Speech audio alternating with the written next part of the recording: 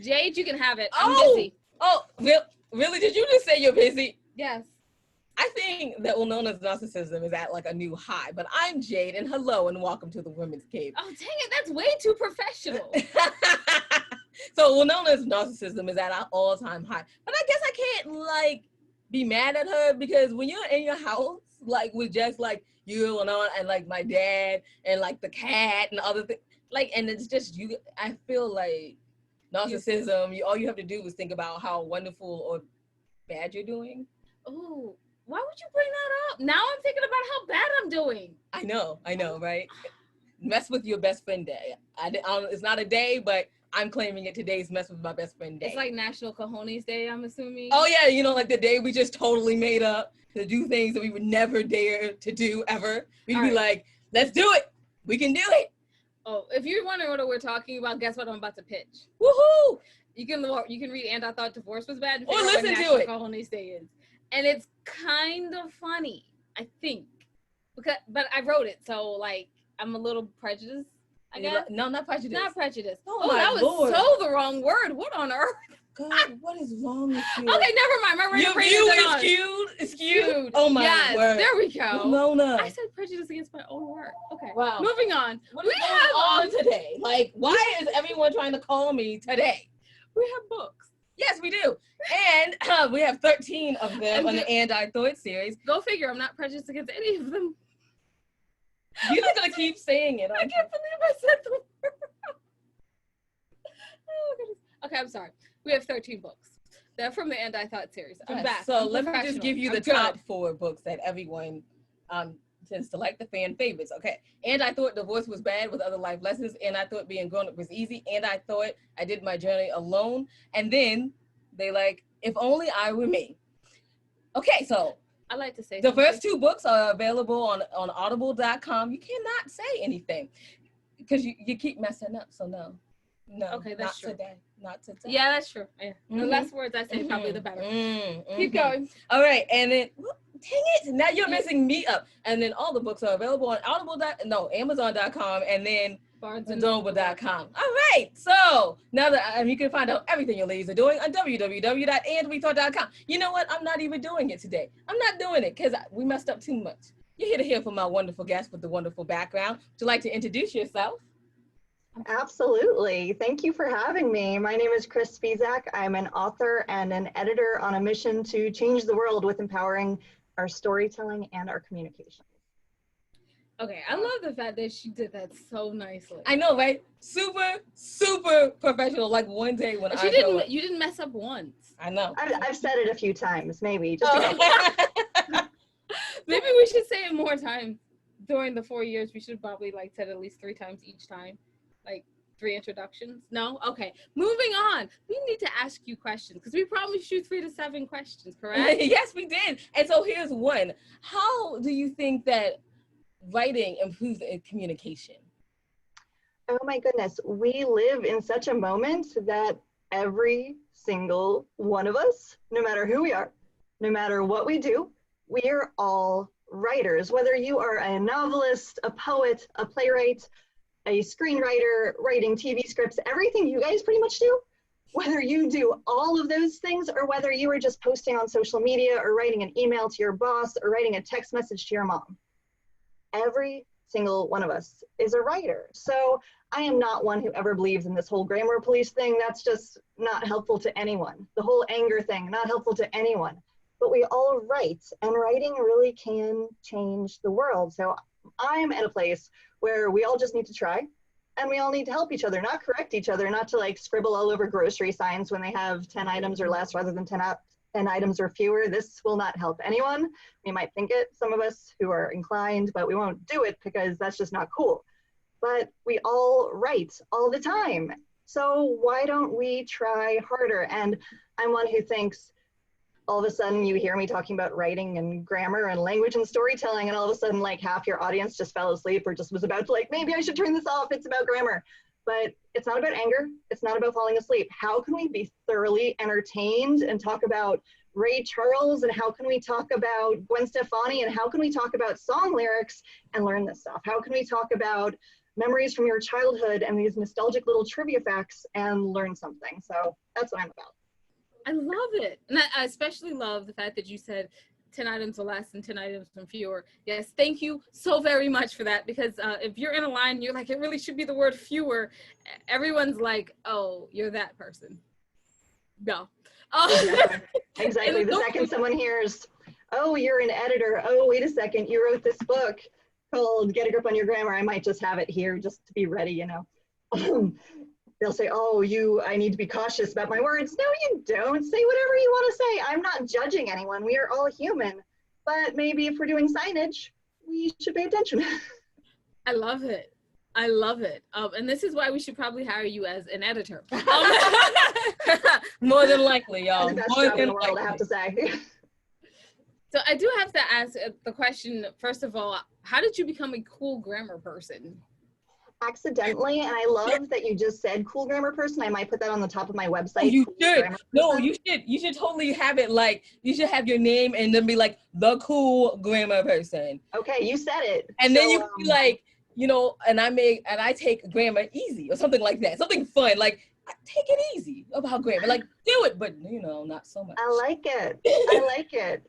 And that's, yeah, branding, all of that stuff. Absolutely. So I got into it honestly accidentally. I had been teaching college English classes and I was just kind of geeking out on all of these different things about, okay, when we write an essay, it's totally different from how we write a, I don't know, poem, and how it's different from we write a text message, and just playing with audiences and form and all of this stuff. And I was just goofing off with it. And, you know, you shouldn't be using, back then it was emoticons, not emojis. Talk about the evolution of language, emoticons versus emojis. This stuff is fascinating. Are you not fascinated by me even saying this stuff? No, I was super, I was like, oh, they were called emoticons? Yes, they were. What? They were, right? Right. Anyway, back in the day of emoticons, I was teaching some college writing classes. And I started really just goofing off, saying, you know what, it's time to pay attention to this stuff. So I just started blogging, this little goof off thing. Actually, no, before I blogged, I was just doing it on Facebook a long time ago. And I was just writing this once a week. I'm like, okay, it's time to know the difference between further and farther, because they're different words. It's time to know that there's a difference between uninterested and disinterested, and you use them differently. And then you have that mind blown moment that, did you know that reoccurring and recurring are two different words? Oh my gosh. And my students would sit there and just kind of look at me, and I would be getting all excited about all of these things. But then we start playing with it with lyrics. We start talking about movies. We start talking about all of these different things.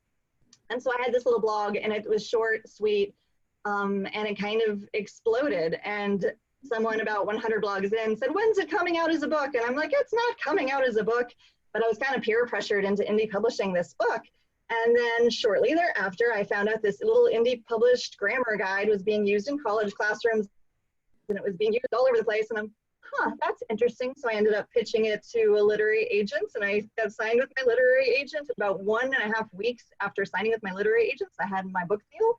I mean, it was this crazy journey that I've been trying really hard to replicate, but I haven't been able to.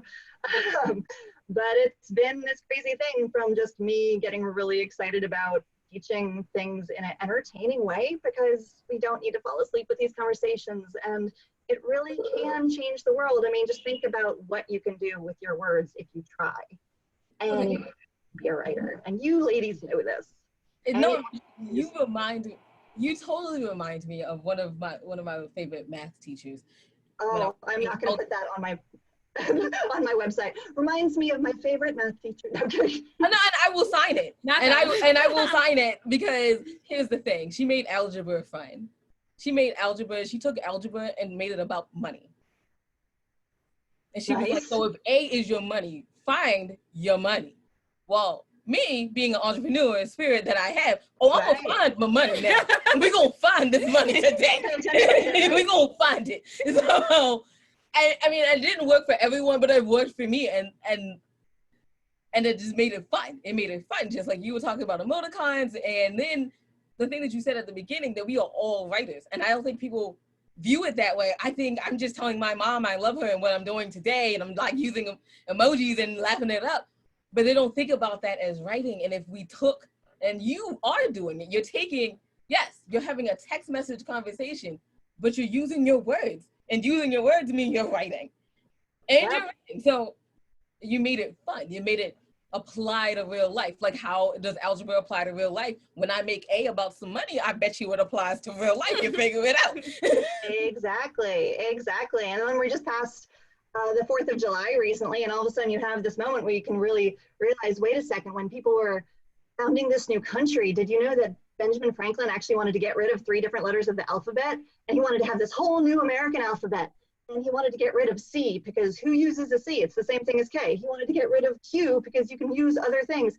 He wanted to have a whole new system with all sorts of things. And all of a sudden you realize that he was this major force who actually influenced Noah Webster to change a bunch of spellings. And that was like the birth of American versus British English. It was like this revolutionary spirit of changing the world.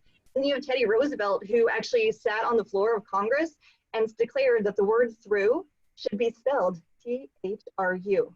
The President of the United States sat on the floor of Congress and made this debate. Simpler days, right? I was just thinking that in my head. I was like, how lovely that he had time. Yeah. How lovely. So I have a question. Okay, yeah.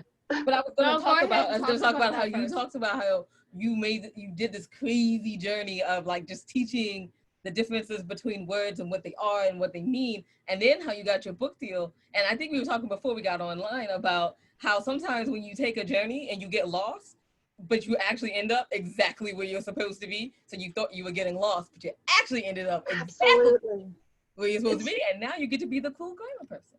The cool grammar person. I cannot wait for that. Yeah, I'm looking forward to it on your website. Yeah, absolutely. There might be t-shirts. Oh no, and it should be, because I feel like you should have the difference of the words on the back of the t-shirt, and then we could be like the cool grammar lady, I guess, or person or whatever, you know, like cool, or you could be like cool grammar, and then you just have that on the back, exactly, and then you have your little website. Come visit you. I like it. She did not come here for marketing tips. Oh, my bad. Let me take them. Can you tell that I am the merchandiser of our brand? I love it. I absolutely love it. She turned this book, and I thought being grown up was easy, into a flask. Right. So it has, and I thought martini glass being grown up was easy at the bottom. Because that is so perfect. Yeah. Right? Because once you figure out being grown up isn't easy, you're going to need that martini, darn it. You're going to need it. Absolutely. Yeah. And really, writers need help sometimes, so it makes perfect sense. Exactly. Absolutely. And that's exactly what you do for writers, is help them out. Now, I do want to talk, wait, I think I might see a segue. What? I'm getting my high five ready. Come on, do it. Okay. Oh, shoot, I lost the whole point. I was over here. I was ready. I was like, come on, segue. We did one this week. I mean, no, I got it. Okay, here we go. Great time. So you might think you help out authors a lot, but then I believe that you get helped by other writers. So can you tell us the importance of writing groups in your journey? Segued. Bam! High five, social distance style. Social distance. I absolutely love it. No, it's absolutely true. So as my job, I am an author. I'm an editor. I specialize in fiction.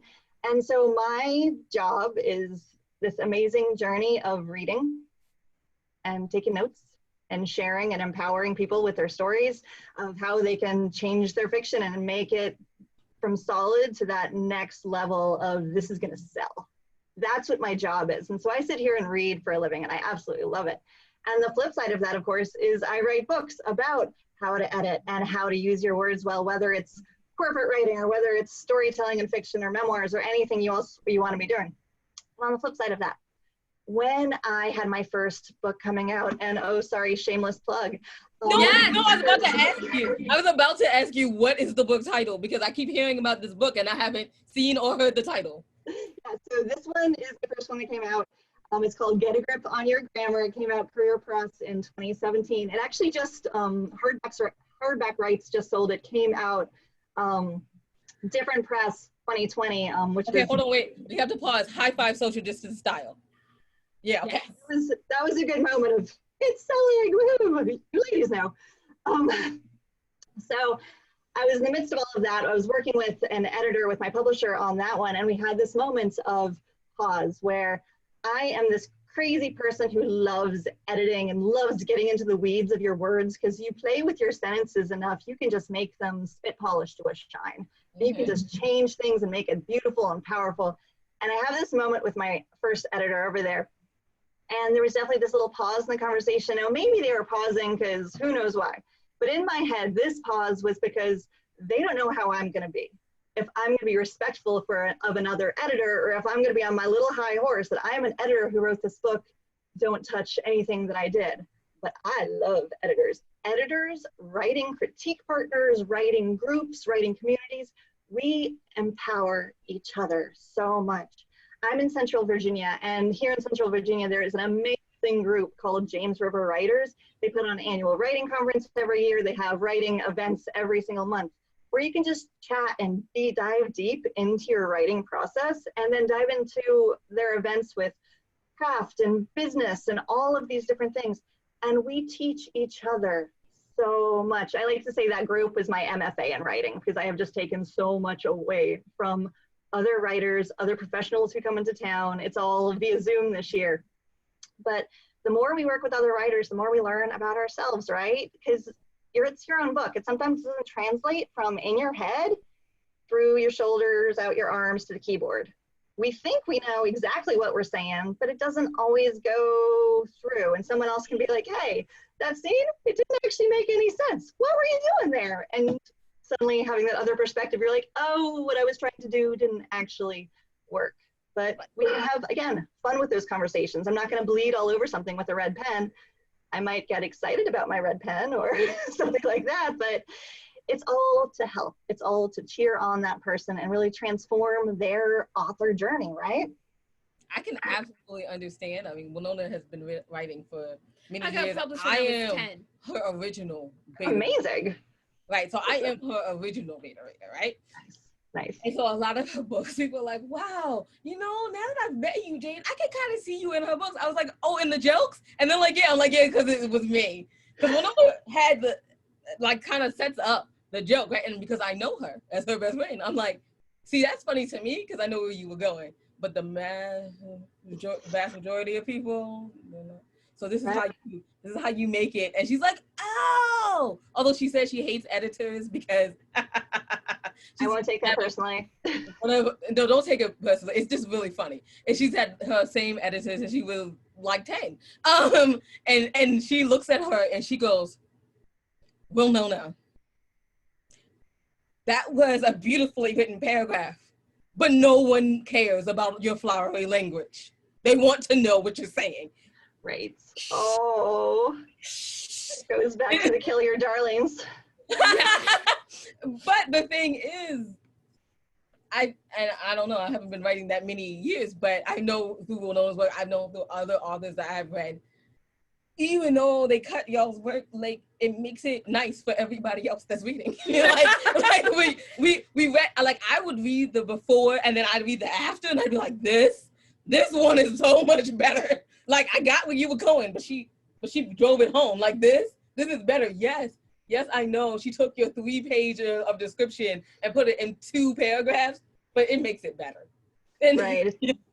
It's kind of translation in a way. It's like it's all there. It's all brilliant. It just isn't always finessed as powerfully as it could be. So I mean, a good editor is not a ghostwriter. A good editor shouldn't rewrite. A good editor is what kind of helps bring that author to where they want to be, that vision of that book that they knew they could write. It's all about bringing out that book. It does. And so it does. I actually told Winona, and I've done it for my own self, like I have taken some of the work that like the editor has taken out of a page and I just save it into like the random file because you don't know, like you might like writing something else and be like, I don't know. Well, let me go back into this random takeout file. Oh, this is what I'm saying. Cut, paste. Exactly. That just happened to me the other day. I was working on some of my own fiction and I was just rewriting something and I'm sitting here head like banging against the wall because I know I'm so close to exactly what this needs to be, but it's not right there. And I was sitting there and all of my best epiphanies happened in the shower because that's just where all the best ideas come from. And it hit me that I wrote the perfect scene to answer my problem like 5 years ago. And I went and dug it up and I found that thing that was cut out of a different project. And obviously it needs to be finessed again, but the concept of it solves my problem. So yeah, So I mean, and I think that authors they have that view of editing, like, well, then it's dead and it can never live again. That's not particularly true. It can live again. Just save it though, so you can have it. You can have it for later. Because what I believe one professor said, if you write something perfect, you write a paper and you swear it's perfect. If you try to rewrite it, you're never gonna get it the way it was gonna be. But anyway, let's move on. Yes, sure. Because we are falling into the world of words. Well, we are authors. We're poets, for goodness sakes. We have to fall into the words. We have to, or sometimes. I try very hard to avoid all conversations that fall into the world of words, because no one needs to know that I'm a word nerd. I am not a cool grammar person. As the show calls them, word nerds. Word nerds, right? I was like, yeah, I am not a cool grammar person. No, I'm gonna go way down there and be like, did you know the etymology of? No, see, no one wants to know or care. They do care. Oh, but it's fun. Okay. So here's another one. So you know the Christmas song, God, yes. Now I'm messing up now. So you know the Christmas song, God Rest Ye Merry Gentlemen? Mm-hmm. So everybody knows the song. And you always think they're talking about these merry gentlemen, these like really happy guys, right? But the expression actually in that day and age, God rest ye merry, was like, have a good one. God rest ye merry. They're talking to the gentleman. This is not merry gentlemen. There are no happy guys just hanging out here. It's God rest ye merry. That's the expression, like, have a good one. And it's so funny because everybody thinks that song is about these really merry gentlemen, but it's not. It's about like, okay, have a good one, guys. That's the translation from now till then. Or backwards. Ooh. See, and stuff like that I love, and now I want to look up more and see. No, I refuse. She's to down the rabbit hole. This blog and this podcast. I was just about to ask for the wait. Since she said podcast, hold on, we might have another one. So since you mentioned the podcast, what podcast do you do? I think that's a segue, right? Yes, it is. Bam! So you'll just like 2 in 1.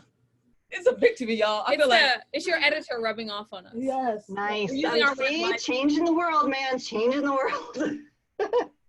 My podcast is called the Words You Should Know podcast. I'm in a little bit of a hiatus, but it's coming back in the fall. And it's really just digging deep of where does the word hipster come from? Why do Americans use the word soccer and everybody else uses football? Why do we call Thanksgiving turkeys? Like, I don't know, just we dive deep into not just kind of language use, but also just the really fun stuff about braggadocio. And I don't know, we're all over the place, but it's a whole lot of fun. And I'm just really I entertain myself. And I think you ladies get this. I entertain myself. So if other people enjoy it and other people enjoy it too, all the better, right? Absolutely. I love it so much. I am going to go a little off subject. Wait, we have to ask where you can find the podcast, though. Yes, go. Where can you find the podcast? Absolutely. So you can find it with my name, which is krisspisak.com, but no one can spell that. So here's my secret. Also, you could also go to getagriponyourgrammar.com. Again, this is where it comes from. And again, there you can find that book, my podcast, my second book, which is the Novel Editing Workbook, details about other stuff going on, lots of videos, continuing blog, all sorts of stuff going on over there. Thank you. I feel like we should end the show now. Yeah, I know. And she's going to come on back another day. Yeah. Yeah. Oh, I would love to. We would have more, like we will nerd out about words, which is exciting. Love it. I feel like we should do like this whole, I have a dream panel in my head just for words. Boy. And the history of words. Here we go. But would it be too boring? Since you are the resident cool grammar person, would that be too boring? No. Words? Never. Never. All right, then. Awesome. You heard it here first. We're going to do a cool one. We're going to do a cool one. Thank you so much for coming on. Tell people one more time where they can check out your amazing work and your podcast. Absolutely. It's all at getagriponyourgrammar.com. All right. Thank you so much. Would you like to wrap us up? Absolutely. You can find out everything your ladies are doing on www.andwethought.com. While you're there, take a moment for the ladies tab, go down to the middle of the page and see the charities that we proudly support. Maybe you can support them too. Yes, we know that times are hard and money might not be a thing right now. And we understand that. Maybe you're like Jade and just finished cleaning out her office and said, why do I have all this stuff? I need to donate it to a charity. You might want to think about one of them. But even if you don't have that, that's okay too. Maybe you just want to go on over to their website and see what they're doing and just write them like 2 or 3 like lines and say, thank you so much for doing this wonderful work in the world. Please continue. We appreciate it. Who of us doesn't need encouragement? I need encouragement. Winona? Yes, I need encouragement. Make sure that the grammar is correct, though. I don't know. Well, Grammarly or not, doesn't really matter. But we thank you in advance for even trying to do that. We appreciate it. And just remember that wisdom is all around you if you're open to finding it and accepting it. So peace and love, you guys, from Winona and Jade. Bye-bye.